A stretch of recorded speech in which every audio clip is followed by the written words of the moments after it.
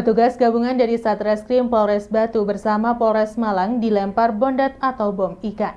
Pelaku melemparkan bondet kepada petugas karena ketahuan saat akan melakukan pencurian di salah satu perumahan, Taman Tasmin di Desa Ampel Dento, Kecamatan Karangploso. Seperti ini kondisi pasca terjadi ledakan di salah satu rumah warga di perumahan Desa Ampel Dento, Kecamatan Karangploso, Kabupaten Malang. Peristiwa ledakan bondet atau bom terjadi pada hari Kamis dini hari dan berawal dari ketika petugas gabungan dari Polres Batu bersama Polsek Karangploso melakukan patroli. Dan ketika di lokasi kejadian, petugas mencurigai dua orang tak dikenal mencurigakan. Namun setelah dihampiri, kedua pelaku tersebut yang diduga akan melakukan aksi pencurian di kawasan perumahan Taman Tasmin dan lari dikejar petugas. Namun saat dikejar petugas, salah satu dari kedua pelaku melempar bondet atau bom ikan ke petugas dan meledak mengenai tembok rumah warga. Namun berkat kesigapan petugas, akhirnya salah satu pelaku dari dua pelaku yang merupakan di bawah umur asal Pasuruan berhasil ditangkap petugas di lokasi kejadian bersama barang bukti sepeda motor milik pelaku. Dan pelaku utama kabur melarikan diri usai melempar bondet ke petugas. Korban pemilik rumah mengaku kejadian ini terjadi pada Kamis dini hari sekitar pukul 3 waktu setempat. Tiba-tiba terdengar ledakan cukup keras dan pelaku semua kunci pagar dilem besi oleh pelaku. Ya pertamanya saya kan ada bom ledak itu, bom ledak terus saya keluar. Setelah di luar itu ada pencuri yang satu itu udah ditangkap. Oh, tahu-tahu udah ditangkap polisi ya. Itu yang satunya itu lari terus. Belum sempat masuk rumah Pak ya? Belum sempat Pak, cuma pagar ini udah dirusak. Terus kunci punya tetangga itu, kunci rumah 2 itu udah dipakai lem, ketika bisa keluar. Iya. Yang nggak ada pagarnya itu, yang nggak ada pagarnya enggak, yang nggak ada pagarnya itu dikasih lem, ketika bisa keluar. Yang berapa orang itu Pak total? Apanya? Ya pelakunya. Pelakunya katanya polisi 2, yang satu kabur. Yang satu kabur, yang satunya ketangkap itu. Kena tangkap. Pasuruan katanya. Pasuruan. Menurut keterangan polisi, usai melakukan olah TKP membenarkan terjadi ledakan bondet atau bom ikan yang dilemparkan ke petugas oleh pelaku asal Pasuruan. Dan ledakan itu sempat merusak tembok rumah milik warga. Beruntung ledakan bondet atau bom ikan tidak memakan korban, namun tembok rumah milik korban jebol akibat terkena ledakan bondet.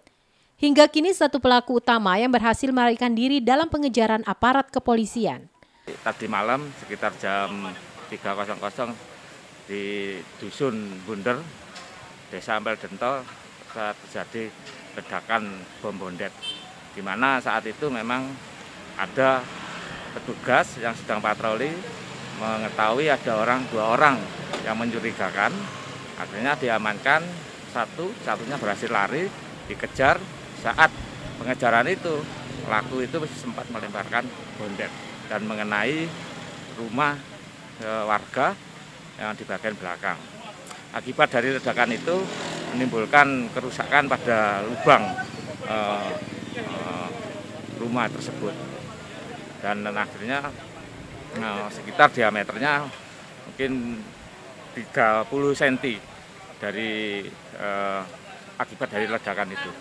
Ya, saat itu memang ada 2 pelaku yang dicurigai. Yang satu berhasil diamankan, yang satu melarikan diri dan dikejar sama petugas. Dari pengejaran itu, pelaku itu melemparkan bondet itu mengenai belakang rumah warga. Yanto Yancong melaporkan. Pemberlakuan pembatasan kegiatan masyarakat atau PPKM Satgas COVID-19 Kecamatan Poncokusumo meningkatkan operasi penegakan disiplin penggunaan masker. Diharapkan dengan kegiatan ini, kepatuhan masyarakat akan protokol kesehatan semakin meningkat dan angka penyebaran COVID-19 semakin menurun di Malang Raya, khususnya di Kabupaten Malang. Upaya untuk mencegah penyebaran COVID-19 terus dilakukan oleh pemerintah Kecamatan Poncokusumo beserta Muspika serta masyarakat. Di fase pemberlakuan pembatasan kegiatan masyarakat atau PPKM dari tanggal 11 sampai dengan 25 Januari mendatang, Satgas COVID-19 Kecamatan Poncokusumo meningkatkan operasi penegakan disiplin agar masyarakat semakin mematuhi protokol kesehatan, baik di rumah maupun ketika beraktivitas di luar rumah. Mencegah dan mengurangi penyebaran COVID-19 yang pada umumnya semakin meningkat di Indonesia, khususnya di Jawa Timur dan Malang Raya. Pemerintah Kecamatan Poncokusumo, Muspika, dan unsur terkait lainnya terus melaksanakan sosialisasi protokol kesehatan melalui operasi penegakan disiplin penggunaan masker. Operasi ini berlangsung di Jalan Raya Poncokusumo dekat kantor kecamatan. Puluhan petugas dari kecamatan, TNI, Polri, Puskesmas, dan lainnya memberhentikan pengendara yang tidak menggunakan masker dan untuk selanjutnya didata dan diberikan sosialisasi tentang protokol kesehatan.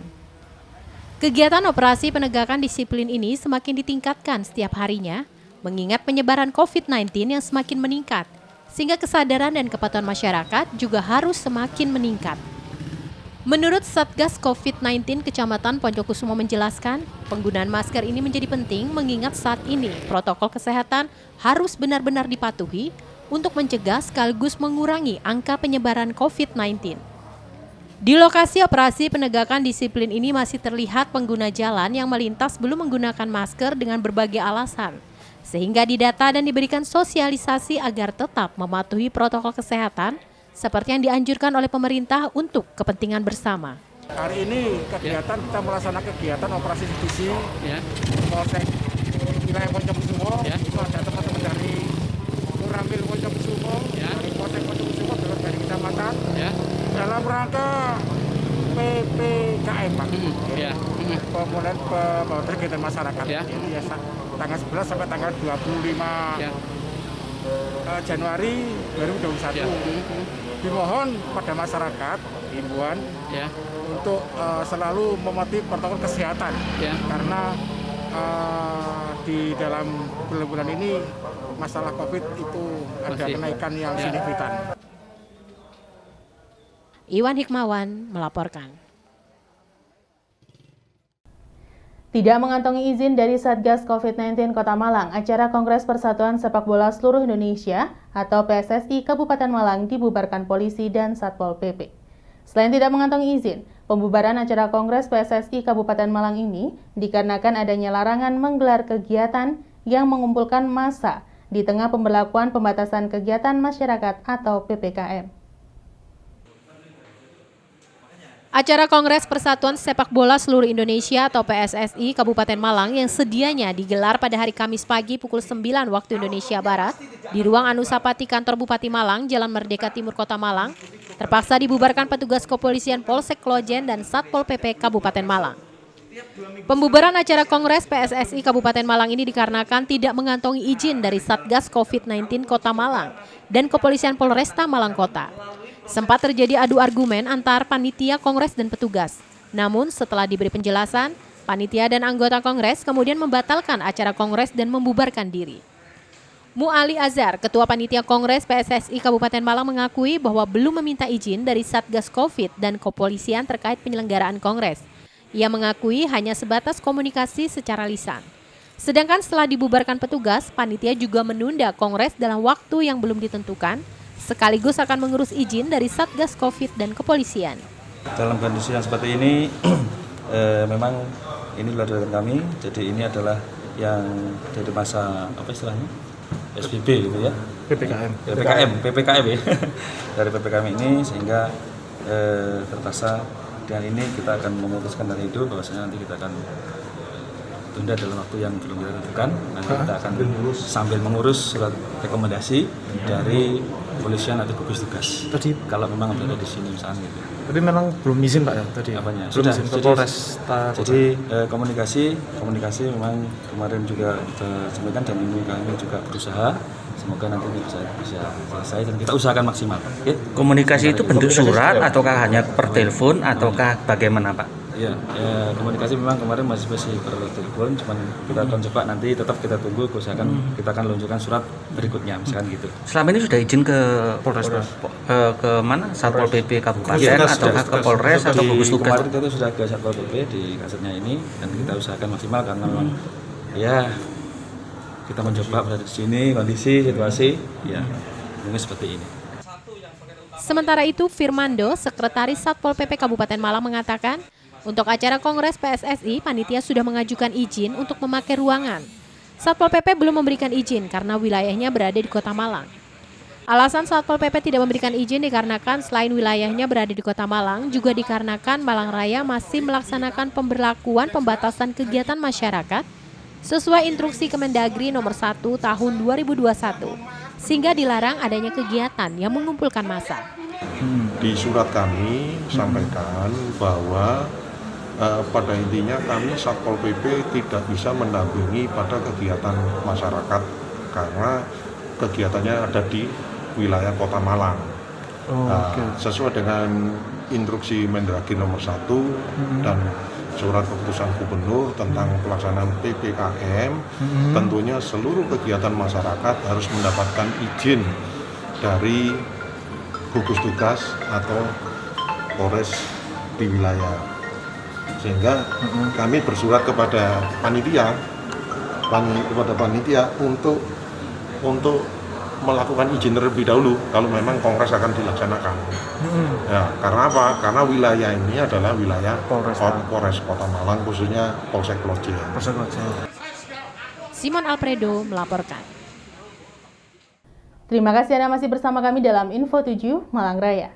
Wali Kota Malang Sutiaji Rabu sore kemarin melakukan inspeksi mendadak atau sidak untuk meninjau jembatan ambrol di Jalan Raya Bandulan Baru Sukun Kota Malang. Dalam sidak tersebut, Wali Kota meminta kepada Dinas PUPR untuk segera melakukan perbaikan sehingga akses jalan menjadi lancar. Wali Kota Malang yang didampingi Kepala Dinas PUPR melakukan inspeksi mendadak untuk meninjau jembatan di Jalan Raya Bandulan Baru yang ambrol diterjang banjir pada Selasa lalu. Wali Kota melihat kondisi jembatan yang sebagian ambrol dan material terjatuh ke kali sedalam 5 meter. Dalam sidak tersebut, Wali Kota meminta kepada Dinas PUPR Kota Malang agar untuk segera melakukan perbaikan.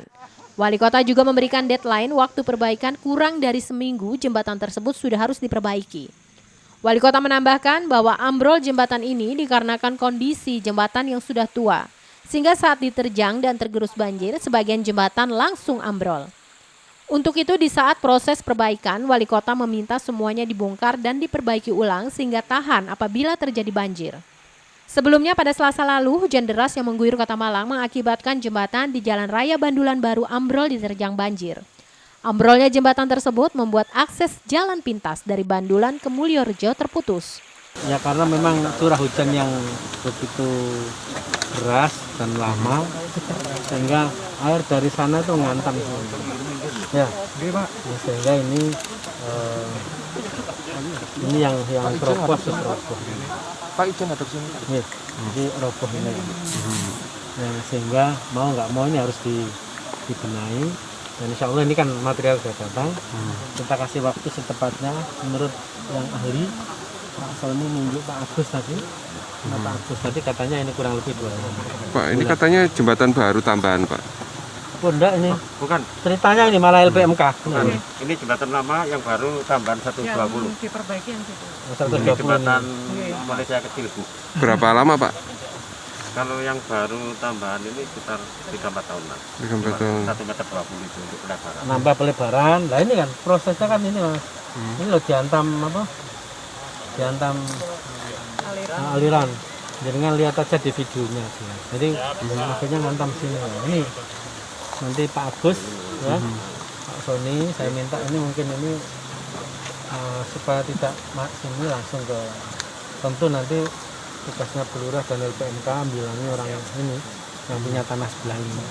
Kalau nanti mestinya kan salurnya agak digeserkan ke. Simon Alfredo melaporkan.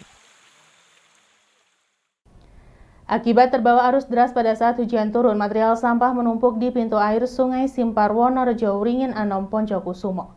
Tumpukan sampah ini beberapa waktu lalu pernah menutup saluran air sehingga air sungai meluap. Musim penghujan patut diwaspadai semua pihak karena bisa menyebabkan kejadian yang tidak diinginkan terjadi, baik banjir maupun longsoran tanah. Hujan yang turun dengan intensitas deras tidak jarang mengakibatkan tumpukan sampah di pintu air atau sungai. Material sampah terbawa banjir sehingga mengganggu lancarnya aliran air. Seperti yang terlihat di aliran Sungai Simpar Wonorejo Poncokusumo. Tumpukan material sampah ini sudah memenuhi pintu air yang di atasnya difungsikan sebagai jalan untuk arus kendaraan yang melintas, baik roda 2 maupun roda 4. Beberapa pintu air ini sebagian sudah tersumbat sampah dan perlu segera ada penanganan agar tumpukan sampah tidak semakin banyak dan bisa mengakibatkan air sungai meluap seperti yang terjadi beberapa waktu yang lalu. Menurut salah seorang warga, tumpukan sampah khususnya kayu dan bambu ini akibat terbawa air ketika hujan deras turun. Beberapa hari yang lalu karena di bagian hulu terdapat cukup banyak pohon bambu dan kayu. Di lokasi terlihat tumpukan sampah sudah terlihat banyak menutupi lubang air dan bisa semakin bertambah volume sampah pada saat terjadi hujan deras, sehingga bisa mengakibatkan lubang pintu air tertutup dan air meluap mengganggu jalan. Ini kemungkinan hari Minggu bisa dikerjakan, dibersihkan lagi di sini. Oh, berarti ini banjir dari hulu, Pak, ya? Dari atas. Ya. Makanya kan di sini banyak bambu itu. Ya. Banyak yang longsor, kemarin di atas ada yang longsor. Mau tidak mau warga harus bakti. Soalnya pernah ya saya lihat yang kerja bakti di sini waktu hujan tahun lalu.